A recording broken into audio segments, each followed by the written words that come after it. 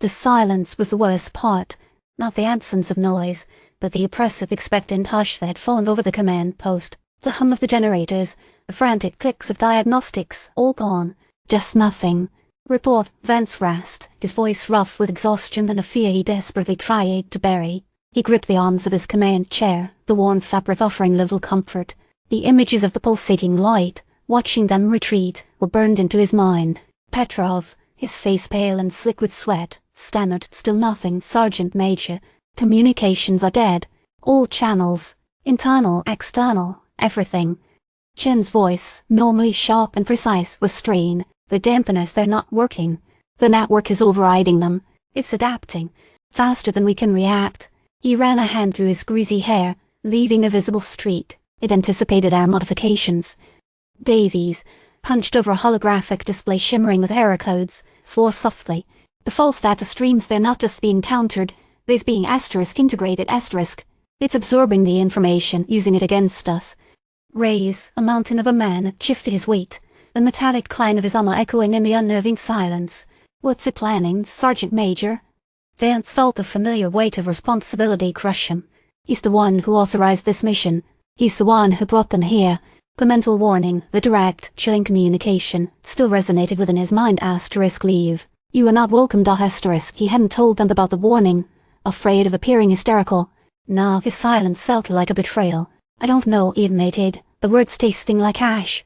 He had to say something, anything to calm the rising panic. "But we're evacuating.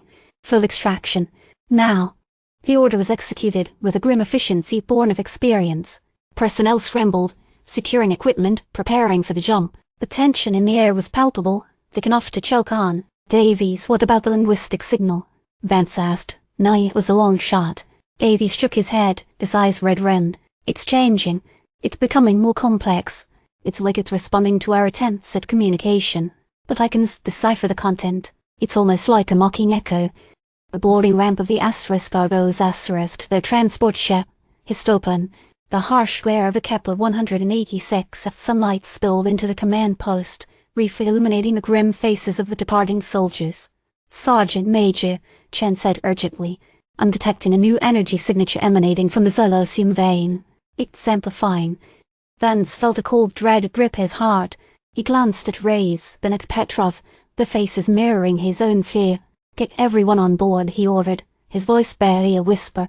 "Now." As the last of the 7th Mobile Heavy Support Battalion streamed onto the Cargo's Vance paused at the threshold of the command post. He turned back, his gaze sweeping over the abandoned room. The air hung heavy with the residue of their failed mission. He couldn't shake the feeling that they were being watched. Then he saw it. A single pulsating light emanating from deep within the Xylosium vein. It grew brighter, expanding until it filled the holographic display. The light wasn't just illuminating, it was communicating.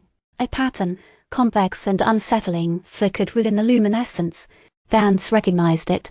It was the linguistic signal, amplified, distorted, transformed. It was a message, clear and unmistakable. "You cannot escape asterisk," he gasped, recoiling from the chilling display. He knew, with a certainty that settled deep within his bones, that this was far from over. The network was not just a threat to their mission, it was a threat to everything. The boarding ramp began to close.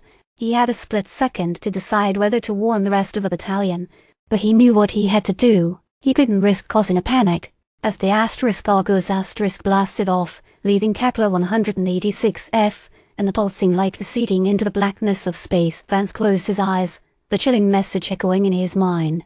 He knew with a terrifying clarity that the network had just declared war, and they were losing. He felt, suddenly and overwhelmingly, that he was not merely a sergeant major commanding a battalion. He was something more, a conduit, a target, and the war had only just begun.